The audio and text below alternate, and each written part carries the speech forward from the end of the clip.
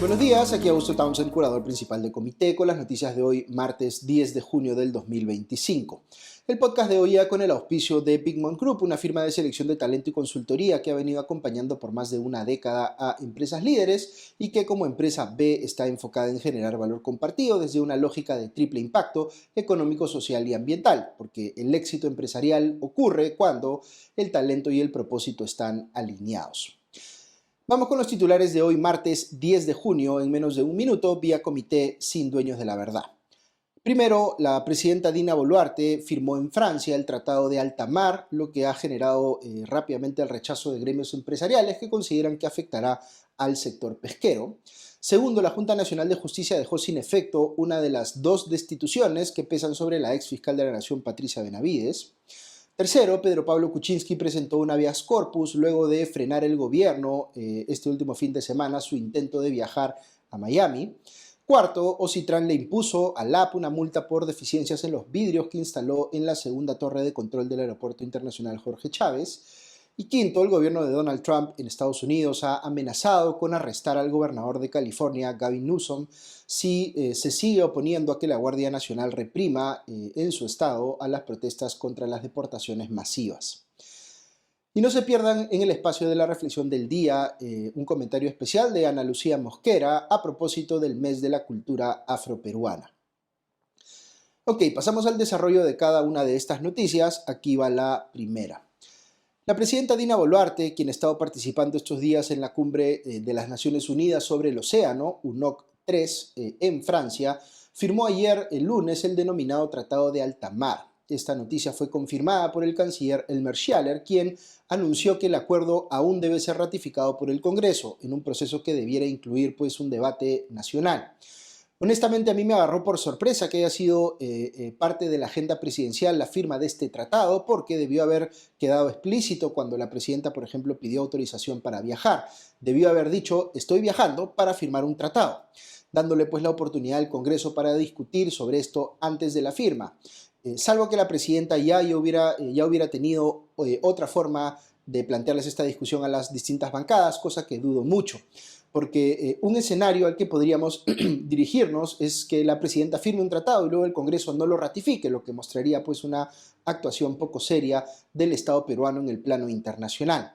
Este tratado, cuyo nombre completo es Acuerdo sobre la Conservación y el Uso Sostenible de la Biodiversidad Marina más allá de las jurisdicciones nacionales, BBNJ por sus siglas en inglés, fue aprobado por las Naciones Unidas en marzo del 2023, luego de casi 2 décadas de negociaciones. Su objetivo principal es proteger las aguas internacionales que se encuentran más allá de las 200 millas náuticas de las zonas económicas exclusivas de los países y por tanto fuera de su jurisdicción directa. Sin embargo, el que la presidenta haya firmado en Francia este acuerdo ha generado una reacción casi inmediata en actores de la política local y gremios empresariales que lo vinculan con la Convención de las Naciones Unidas sobre el Derecho del Mar, más conocida como CONVEMAR, la cual reconoce a los estados derechos soberanos, pero no soberanía plena, sobre la zona económica exclusiva. Esta convención, adoptada en 1982, no ha sido ratificada por el Perú, que históricamente reivindica su soberanía absoluta sobre dicha zona como parte de una política destinada a preservar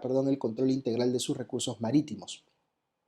Lo que hace este tratado, para explicarlo en sencillo, la CONVEMAR me refiero, es decir que el mar territorial del Perú se prolonga hasta la milla 12 desde el litoral, pero que desde ahí hasta la milla 200 no es mar territorial, sino solo una zona donde el país tiene una capacidad especial para regular la explotación de los recursos con valor económico, pero no un dominio completo o pleno como si fuera cualquier otra parte del territorio nacional. El canciller peruano Elmer Schaller respondió a las críticas afirmando en una entrevista en RPP que el Tratado de Alta Mar, abro comillas, no tiene nada que ver con la Convención del Mar de 1982, de la cual no somos parte. Quien diga lo contrario miente, cierro comillas. También agregó que el BBNJ ha sido consultado con los sectores correspondientes del Estado, como los ministerios de Producción, Ambiente y Defensa. No hay intención alguna de violar el artículo 54 de la Constitución, fue lo que dijo. Ese es el artículo que se refiere a la inviolabilidad y soberanía del territorio peruano. Yo cuando vi esta noticia lo primero que relacioné fue el hecho de que justo después de la milla 200 suele haber pesca de embarcaciones chinas, por ejemplo, que operan sin mayor regulación. Creo que existe un problema de sobrepesca en aguas internacionales y sí creo que es un tema que se debe regular sin afectar la soberanía marítima de los países. Quizá por eso me llama la atención el rechazo tan categórico al Tratado de Alta Mar de gremios como ADEX, como es Perú, la Sociedad Nacional de Industrias y la Sociedad Nacional de Pesquería. Quizá la causa medular del rechazo es que piensan que este tratado le quita protagonismo a otras organizaciones como las organizaciones regionales de ordenación pesquera, más conocidas como OROP, que son un espacio donde se sienten quizá más cómodos. Y yo puedo entender ese argumento, pero me llama la atención el tenor del comunicado que han sacado conjuntamente, que dice: este acuerdo es impulsado por las ONGs que buscan acabar con sectores productivos como la pesca. El tono de este argumento y su formulación me parecen más una falacia de hombre de paja que un argumento propiamente.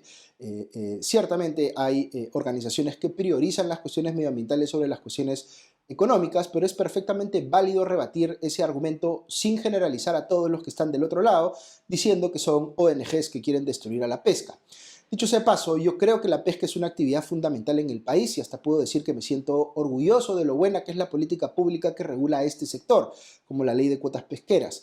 Pero precisamente por eso es que me parece pues, que pierde seriedad el sector cuando en lugar de defender su posición con argumentos, que creo que los tiene, cae pues en falacias que tienen un propósito más efectista que contraargumentativo, salvo mejor parecer de cualquiera de ustedes. Yo pongo a disposición el espacio del comentario invitado de mi podcast para escuchar los argumentos de ambos lados, porque lo que me interesa, como siempre, es que haya debate alturado. Segunda noticia. La Junta Nacional de Justicia dejó sin efecto una de las dos destituciones que pesan sobre la ex fiscal de la Nación, Patricia Benavides. La Junta tomó esta medida luego de declarar fundado en parte el recurso de reconsideración presentado por Benavides y modificó la sanción a una suspensión de 60 días. Esto en el marco del caso por el presunto cese irregular del fiscal Luis Zapata González. Tras este fallo, la fiscal o la ex fiscal de la Nación, Benavides, aún no podrá volver a ejercer su cargo como fiscal suprema, ya que recae sobre ella otra destitución por haber removido a la fiscal Bersabet Revilla, quien en ese entonces investigaba a su hermana, la jueza Elma Benavides. Según el abogado penalista Andy Carrión, en una entrevista con Diario Gestión, esta decisión de la Junta podría tenerse como ejemplo para tomar decisión sobre la otra destitución que pesa sobre Benavides y por ende abriría un camino para su posible retorno como fiscal.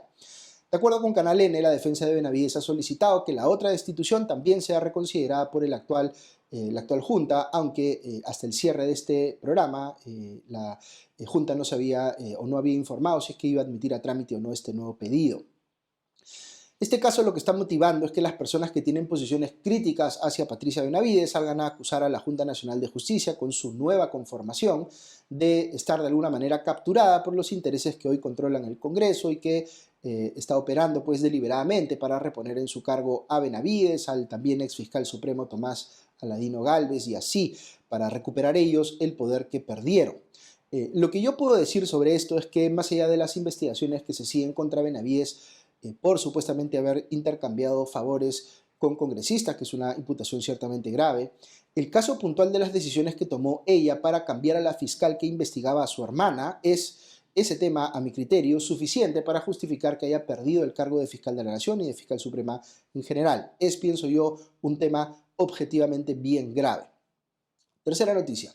El expresidente Pedro Pablo Kuczynski ha presentado un habeas corpus luego de que el gobierno lo interceptara en migraciones cuando intentaba viajar fuera del país, aduciendo que había una alerta migratoria en su contra y eso, digamos, haya llevado pues, al Poder Judicial a adelantar una audiencia en la que debía haber un pedido de impedimento de salida del país en su contra, que finalmente fue aprobado por 18 meses. Kuczynski considera que se ha violado su derecho a la libertad por no permitírsele viajar en un momento en el que no tenía impedimento de salida del país judicial, por cuanto una alerta migratoria no es un mandato judicial.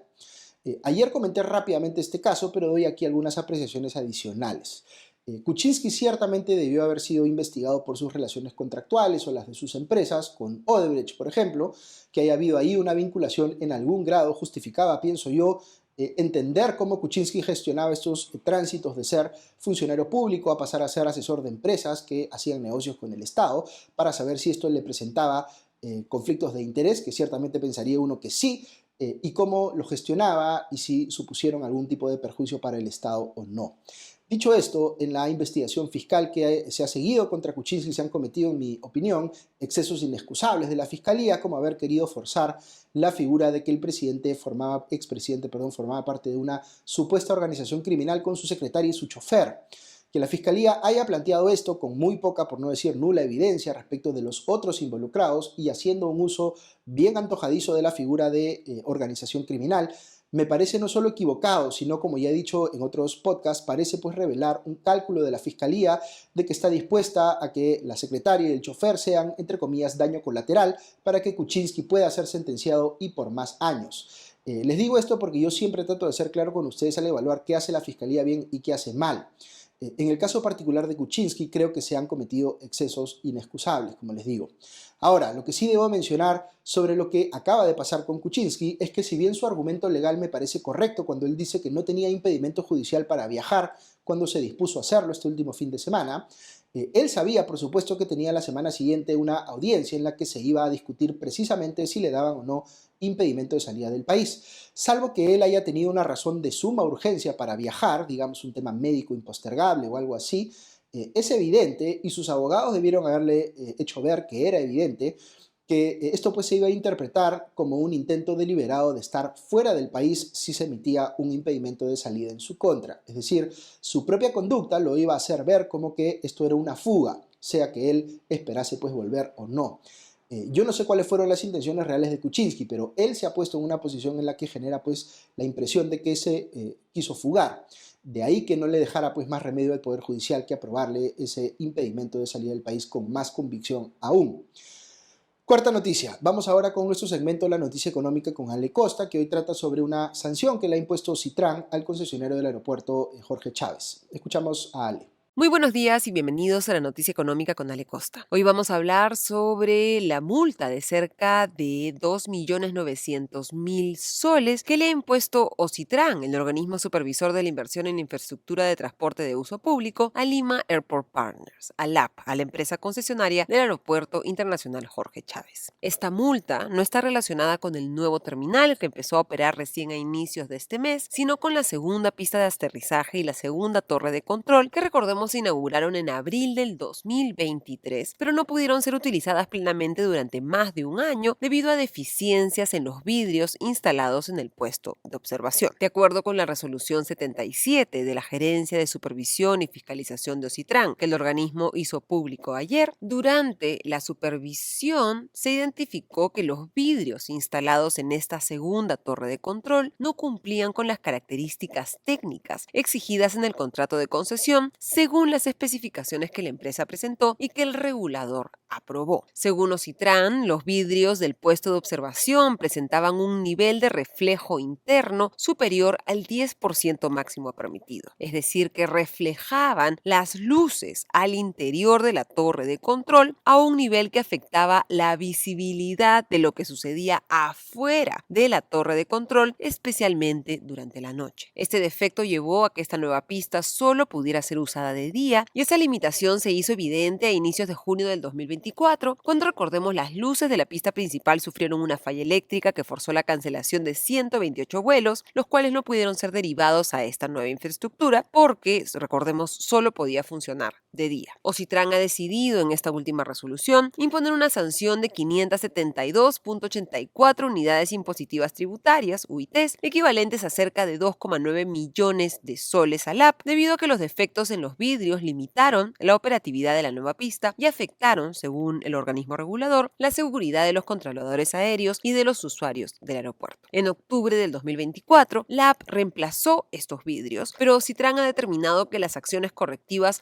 no fueron completadas antes del inicio del procedimiento sancionador, por lo que considera que no procede eximir a la empresa de responsabilidad. Ocitran explicó que la sanción forma parte del proceso de supervisión continua que mantiene sobre las obras del nuevo aeropuerto para verificar que cumpla con los estándares técnicos contractuales. Ha agregado que el 15 de junio va a publicar un primer reporte sobre la medición de niveles de servicio del nuevo terminal y que están en curso más procedimientos de fiscalización por otros presuntos incumplimientos incumplimientos del contrato por parte del app, entre ellos el retraso en la entrega de la infraestructura completa del nuevo aeropuerto y la prestación deficiente del servicio de abastecimiento de combustible. Terminamos así la noticia económica con Ale Costa. Les deseo un excelente día. Nos reencontramos mañana. Hasta entonces. Gracias, Ale. Vamos con ahora la quinta noticia que les quería comentar en el podcast de esta mañana. El enfrentamiento entre el presidente de Estados Unidos, Donald Trump, y el gobernador del estado de California, Gavin Newsom, continúa escalando luego de que Trump ordenara el despliegue de alrededor de 2.000 efectivos de la Guardia Nacional en Los Ángeles como respuesta a las protestas en contra de las redadas migratorias que viene realizando el Servicio de Control de Inmigración y Aduanas, ICE por sus siglas en inglés, en barrios de la ciudad con amplia población latina como es Los Ángeles. El gobernador Newsom del Partido Demócrata ha señalado en repetidas ocasiones que el despliegue de la Guardia Nacional es innecesario e incluso ilegal. Trump ha invocado el título 10 del Código de Estados Unidos sobre servicios armados para federalizarlos y colocarlos bajo su mando directo sin la aprobación del gobernador de California. El título 10 permite que el presidente pueda asumir el mando en casos excepcionales, como una rebelión o cuando no se pueden hacer cumplir las leyes federales. Newsom ha dicho incluso en una llamada con Trump que este no es el caso.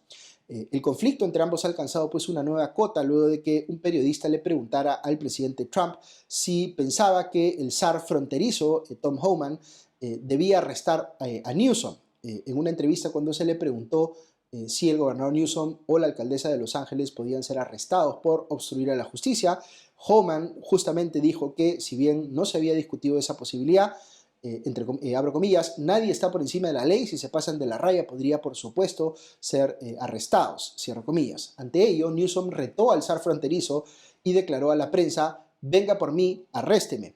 Horas después, un periodista le preguntó, como les decía a Trump, qué pensaba de lo que había dicho el gobernador de California, a lo que Trump respondió, abro comillas, si yo fuera Tom, lo haría, cierro comillas. A continuación, Trump dijo que a Newsom le gusta la publicidad, pero que arrestarlo sería, y aquí cito textualmente, una gran cosa. Luego de estas declaraciones, Newsom publicó un mensaje en su cuenta de X advirtiendo sobre el peligro que implican las palabras de Trump. Él dijo, abro comillas, el presidente de Estados Unidos acaba de pedir el arresto de un gobernador en funciones. Este es un día que esperaba no ver nunca en Estados Unidos. No importa si eres demócrata o republicano, esta es una línea que no podemos cruzar como nación. Es un paso inequívoco hacia el autoritarismo. Cierro comillas, fue lo que escribió el gobernador. Muy bien, hasta aquí las noticias de hoy, pero si quieren escuchar unos minutos más, hoy tengo un comentario especial de Ana Lucía Mosquera a propósito del mes de la cultura afroperuana. Así que escuchamos a Ana Lucía. El mes de la cultura afroperuana se celebra en Perú desde el año 2014. Antes de eso, el antecedente era el Día de la Cultura Afroperuana, que fue decretado por ley en el año 2006. Este mes particularmente nos invita a plantearnos varias preguntas sobre cuál es el rol, el lugar que ocupa además el pueblo afroperuano, su historia, su legado y su gran aporte a la construcción de lo que ahora entendemos como Perú. No solamente tiene que ver con la cultura, el arte, la gastronomía o el deporte, sino además tiene que ver con reconocer una historia de resistencia, de resiliencia histórica y de construcción a pesar de los procesos deshumanizadores de la trata transatlántica de esclavizados. La identidad afroperuana es uno de los pilares de la construcción de lo que entendemos ahora como peruanidad. Y esa precisamente es la discusión que se hace más visible y se resalta en este mes en particular. Es un mes de reconocimiento, es parte de una política de reconocimiento, pero también es un mes que nos lleva a la reflexión sobre dónde están, cómo viven y de qué manera están accediendo o no a derechos y el ejercicio pleno de ciudadanía las personas afroperuanas, que representan aproximadamente el 3,6% de la población nacional, de acuerdo a las estadísticas oficiales del censo del 2017, lo que representa aproximadamente 800.000 personas que se identifican como parte del pueblo afroperuano o como afrodescendientes que residen en el país. A pesar de que la generación de información estadística con pertinencia étnica es bastante reciente, a partir de estudios especializados hemos podido conocer algunas de las problemáticas principales que afectan a las personas afroperuanas. En principio, un ejercicio limitado de derechos como el acceso a la educación, el acceso a la salud y el acceso a la justicia, y algunas otras cosas relacionadas a la violencia racista y la discriminación étnico-racial, principalmente por rasgos físicos, por asociación a la delincuencia o por su color de piel, lo que nos deja saber que todavía tenemos muchos pendientes en relación a la eliminación del racismo y la discriminación étnico-racial que afecta principalmente al pueblo afroperuano y a las personas indígenas. A pesar de eso, creo que han habido avances significativos desde la década del 2010 hasta ahora que han garantizado que podamos contar con instrumentos normativos que protegen y además aseguran la generación de acciones específicas que atienden a las personas afroperuanas. Tenemos ahora la Política Nacional del Pueblo Afroperuano al 2030, que promueve acciones desde el gobierno central, pero también desde gobiernos locales y regionales para poder atender las problemáticas específicas y reducir las brechas de acceso del pueblo afroperuano. Finalmente, creo que este mes es importante para reconocer y visibilizar la historia de las personas afroperuanas y el pueblo afroperuano más allá de lo que típicamente conocemos. Nos invita a mirar más allá de los estereotipos y reflexionar realmente sobre qué expectativas, qué conductas o qué generalizaciones tenemos que nos impiden ver realmente el gran legado, la gran historia del pueblo afroperuano. Muy bien, muchas gracias Ana Lucía por su valioso aporte esta mañana. Como siempre, un agradecimiento muy especial a nuestros auspiciadores, a Big Mom Group y a nuestros suscriptores que nos permiten llegar a ustedes cada mañana. Que estén muy bien, ya nos escuchamos pronto. Adiós.